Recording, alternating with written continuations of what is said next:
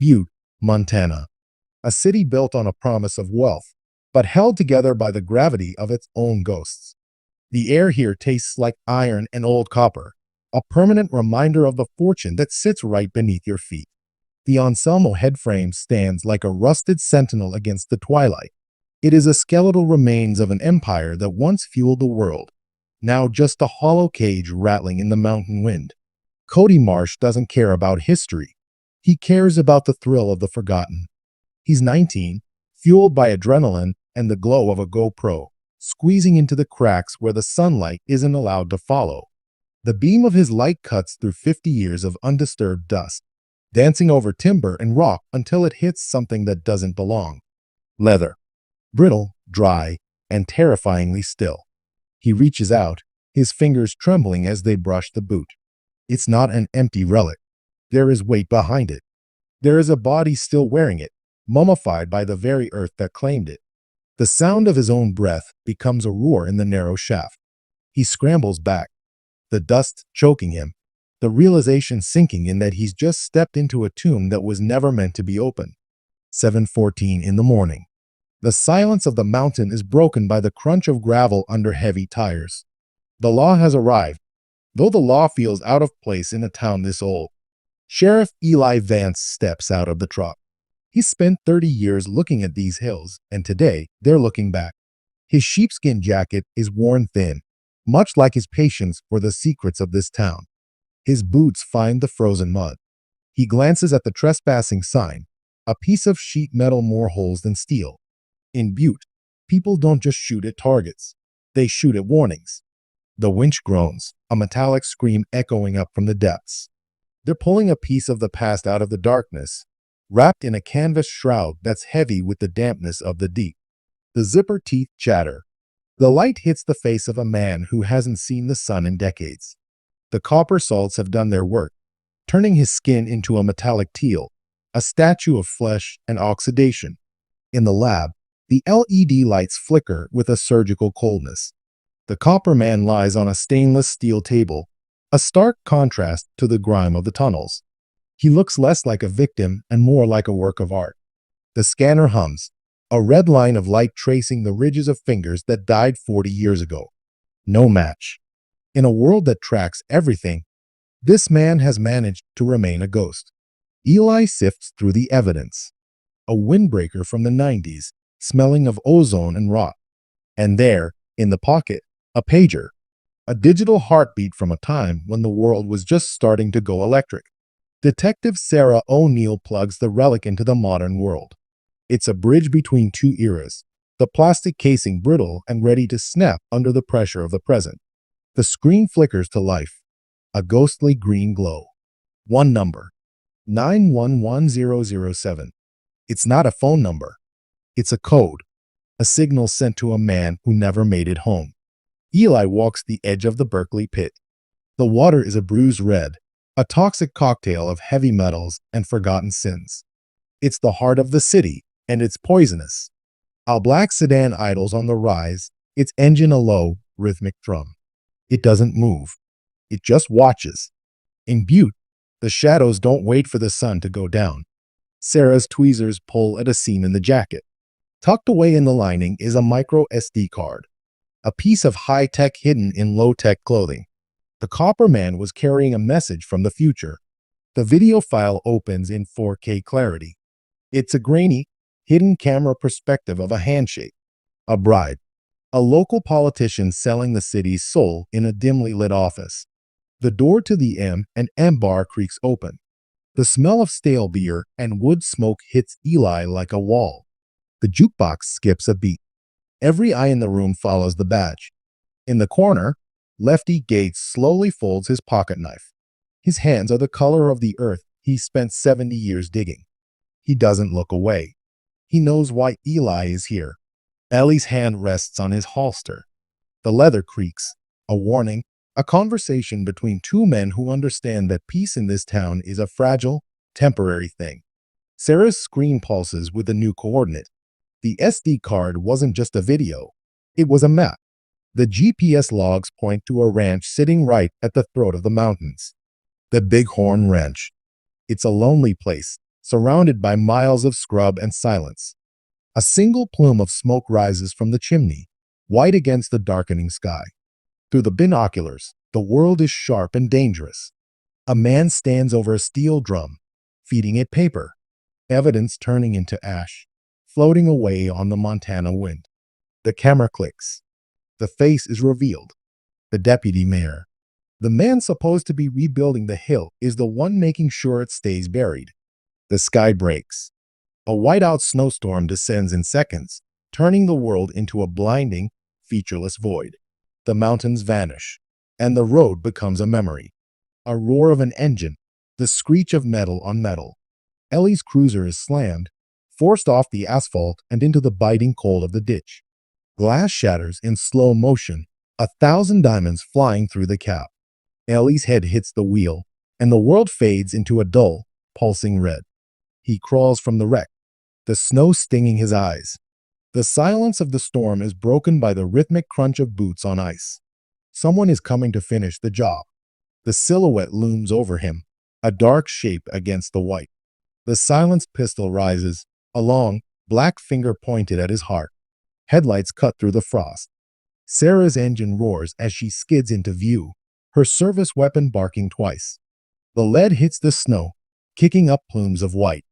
The SUV peels away, its taillights, two bleeding eyes disappearing into the blizzard. The storm swallows them whole, leaving only the smell of burnt rubber and gunpowder. Sarah's hands are cold but steady as she drags him into the passenger seat. "Stay with me, Eli." Her voice is the only thing keeping him from the long sleep. A drop of blood falls from his brow, hitting the pristine snow. It's a vivid, shocking red, a ruby lost in a sea of white. They find shelter in an abandoned schoolhouse. The wind howls through the broken panes, but inside, the air is still. The ghosts of children watch from the corners. The laptop glows in the dark. Sarah opens the second file on the card. It's a blueprint of the mines, but the labels are wrong. This isn't a map of copper. It's a map of information. A single red dot pulses deep in the belly of the hill. The mother lode. It's located in a fallout shelter that was removed from the official records in 1962. The screen goes black. The storm rages outside. The realization hits them. The city isn't built on copper anymore. It's built on secrets. Eli wakes to the smell of whiskey and old wood. Sarah is focused, her hands moving with surgical precision as she stitches the gash in his forehead. The needle bites into his skin. He watches her, his face a mask of stone. In this town, pain is just another weather pattern you have to endure. They look at the blueprints together. The mother lode isn't a vein of ore. It's a server farm, a physical archive of digital blackmail, kept cool by the geothermal depths of the earth. They drive to the Badlands, the edge of the open pit where the land simply gives up. The scale of the hole is terrifying, a man-made crater that could swallow the sun. Hidden under a mountain of rusted sheet metal, they find it. An old elevator cage, its cables thick with grease and age. It's the back door to the city's basement. Eli throws the lever. The sound is a physical blow, the scream of dry gears and complaining metal echoing through the hollow heart of the mountain. The cage drops. The sunlight is a shrinking square above them until it vanishes completely, replaced by the absolute, crushing weight of the dark. Their flashlights sweep the wet rock. The walls are weeping, the water stained teal by the minerals. It looks like the earth is bleeding copper. 2,000 feet down. The heat rises to meet them, thick with the scent of sulfur and old electricity. It's the smell of a machine that never sleeps. They find the door. A massive steel vault door, half submerged in the toxic water. It looks like the entrance to an underwater bank, forgotten by time. The torch hisses, a blue flame eating through the hinges. Sparks shower the water, hissing as they die in the teal pool. The smell of burning metal fills the shaft. With a groan of surrendering steel, the door falls. The splash echoes for miles through the interconnected tunnels, a dinner bell for the shadows. Inside, the world changes. It's a cathedral of glass and humming fans. Rows of servers blink with a rhythmic, pulsing light, powered by the very heat of the planet. It's the ultimate leverage. Every phone call, every transaction, Every sin committed in the state of Montana, archived in a place where the law doesn't have a map. Sarah's fingers fly across the keys. The transfer begins. A digital heist in a physical tomb. Uploading. The progress bar is the only clock that matters now. 1%. 2%. The data is a slow, heavy stream, fighting its way up through 2,000 feet of rock to the satellites above. Then, they hear it. The hum of the elevator cage returning. The rhythmic clank of boots on the metal floor above. The owners of the vault have come to check their investment. 4 shadows drop from the ceiling on tactical ropes. Vulcan security. Professionals who don't exist on any payroll, moving with the silent efficiency of ghosts. Eli ducks behind a rack of hard drives. He checks his revolver. 3 rounds. 3 chances to make it back to the surface. The first muzzle flash turns the room into a strobe light. The teal water erupts in white plumes as bullets chew through the flooded floor. Sarah gasps as a round grazes her shoulder. The laptop slides, hitting the wet floor with a sickening thud. The connection flickers. The laptop is inches from the edge of the sump, a bottomless pit of acidic water. If it goes in, the truth stays buried forever. Eli dives. He slides through the toxic water, his fingers clawing at the ruggedized casing. He grabs it just as it tips over the edge. The mercenaries switch to night vision. Their eyes are glowing green circles in the dark, scanning for the heat signatures of a dying sheriff and a wounded detective. Eli doesn't use his gun. He reaches for the main breaker. He kills the power. The hum of the servers dies, leaving only the sound of dripping water and the mercenaries breathing. He knows these tunnels. He knows the way the air moves. He waits in the dark, becoming a part of the mountain. He pulls a hidden emergency release valve. High-pressure geothermal steam screams into the room, creating a blinding, scalding curtain that renders their night vision useless. They fire wildly into the white mist. The sound is deafening in the confined space, the bullets ricocheting off the steel racks like angry hornets. Eli moves like a shadow. He rises behind the first man, a heavy iron pipe in his hand. 1 strike. No wasted energy. The sound of the helmet cracking is wet and final. The mercenary goes down into the water without a word. Sarah reaches the backup generator. She doesn't turn the lights back on. She flips a different switch. The emergency flood bypass. A roar of water follows. The toxic red juice from the Berkeley Pit above begins to pour into the chamber, a crimson tide rising to swallow the evidence and the killers alike. The mercenaries break. The professional calm evaporates as the water hits their knees. They scramble for their ropes, clawing at the slick rock. One man loses his footing. The current is a physical force, dragging him toward the open sump. His scream is cut short as the teal water closes over his head. Eli grabs Sarah, hoisting her toward the emergency stairs. They don't look back. The servers are already shorting out, sparks dancing on the rising tide. Their hands grip the rusted railing. 5,000 steps. Every muscle in their bodies is screaming, but the fear of the dark is a powerful engine. A mercenary fires from below. The bullet sparks off the iron inches from Ellie's foot. They are climbing a ladder in a chimney of death. Eli reaches into his bag. He finds the old dynamite sticks he took from the supply room. Stable enough, if you don't mind the sweat on the casing. He strikes the Zippo. The flame is small and bright. He lights the fuse and drops the bundle into the throat of the shaft. The explosion is a physical wave that lifts them off the stairs. The shaft collapses in a roar of stone and dust, sealing the vault in a tomb of 1,000 tons of granite. They crawl out through a ventilation grate. The air is sweet and cold. They are standing in the middle of a graveyard, surrounded by the headstones of the miners who came before them. They are covered in the teal dust of the deep, looking like statues come to life. The snow has stopped, and the world is eerily quiet. The laptop beeps. A simple, clean sound. Upload complete. The secrets of the hill are no longer at the bottom of a hole. They are everywhere. In newsrooms across the country, screens are lighting up. The handshake. The bribes. The names of the men who thought they owned the mountain. The sun begins to pull itself over the horizon, painting the Montana sky in shades of bruised orange and gold. A black sedan sits at the graveyard gate. The deputy mayor is leaning against the hood, a long-range rifle cradled in his arms. He looks calm. He has nothing left to lose. He raises the rifle. The glass of the scope reflects the rising sun. His finger tightens. The world pauses. He is the last guardian of a dead empire. A shot rings out, but the deputy mayor's rifle hasn't fired. He looks surprised as a small red hole opens in his chest. He falls back against the sedan, sliding to the ground. Eli looks toward the bar. Standing there, in the long shadows, is Lefty Gates. Lefty lowers the old hunting rifle. He doesn't say a word. He's a man who's seen empires rise and fall, and he's decided this one has lasted long enough.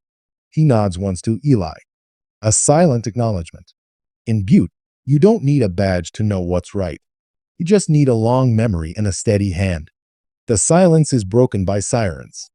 A line of state police cruisers snakes up the hill, their lights blue and red against the copper sky. The deputy mayor is hoisted up, his hands bound. He looks at Eli, and for a second, the mask of the politician slips. He just looks like a tired man who stayed in the dark too long. Eli looks at the SD card in his hand. He drops it into the dirt and grinds it under his heel. The world has what it needs. The rest can stay in the dirt. Sarah is loaded into the ambulance. Her face is pale, but her eyes are sharp. She grips Ellie's hand, a silent promise that the hill hasn't beaten them yet. Eli stands at the edge of the pit. He looks at the red water, the reflection of the clouds dancing on the surface of the poison. He reaches into his pocket and pulls out his badge. The tin is cold. He tosses it. It spins once in the air before hitting the water with a tiny, insignificant splash. He walks to his truck. He moves slowly, every joint aching with the weight of the last 24 hours. He doesn't look back. The camera pulls away, rising high above the city. Beneath the streets, the map of the mines is revealed, a labyrinth of 1,000 miles, still holding the secrets they didn't find. A montage of screens. Headlines flash across the nation. Arrests. Resignations. The Silicon Hill project is dead before it began. A small, quiet funeral. The copper man is finally laid to rest in a grave that has a name, even if the world has forgotten it. Eli stands over the headstone. He reaches into his pocket and finds a single copper penny. He places it on the stone. A final payment for a life lost in the dark. The wind picks up, whistling through the empty headframes. The city is a skeleton, but for the first time in a century, it isn't a cage. Ellie's truck disappears down the long, straight highway, a speck of dust in the vast Montana landscape. The M&M bar sign flickers in the dark, a neon open sign that's seen more history than most libraries. The town is quiet. No drills, no winches, just the sound of the wind and the ghosts finally finding a place to rest. Deep in the mine, the water continues to rise. It's a slow, patient climb, reclaiming the tunnels 1 inch at a time. An abandoned monitor deep in a sealed bunker flickers once. A single line of text remains on the screen, data secure. Then, the water reaches the circuits, and the light goes out. The world fades to black. The story of the hill is over, but the hill remains. High summer in Helena. The governor is led in handcuffs. The orange jumpsuit looks wrong on a man who spent his life in silk. His wrists are small in the heavy steel cuffs. Eli takes the stand. He looks different in a suit, uncomfortable, like a bear in a cage. He looks the governor in the eye, and for once, the governor is the one who blinks. I do.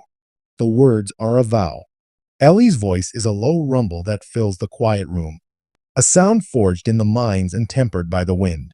The lights dim. The video from the SD card fills the massive 4K screen. The resolution is so sharp you can see the sweat on the deputy mayor's lip as he takes the envelope. The jury is a line of frozen faces. They watch the betrayal in detail. It's not a rumor anymore. It's a record. The defense attorney looks at the screen, then at his client. He slowly closes his briefcase. There are some things you can't argue with. The verdict comes down like a hammer. Guilty. The word echoes through the halls of power, a crack in the foundation of the state. Outside, the media is a swarm of flashes and shouting. They want a quote.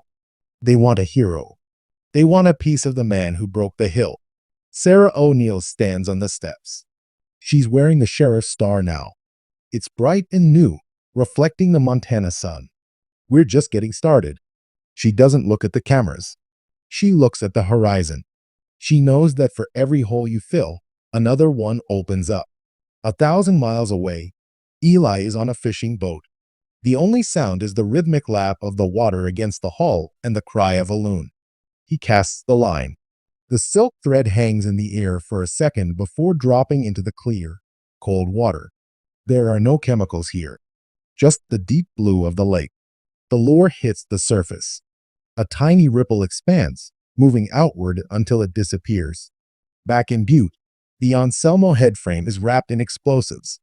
A crowd has gathered to watch the end of an era. The blast is muffled.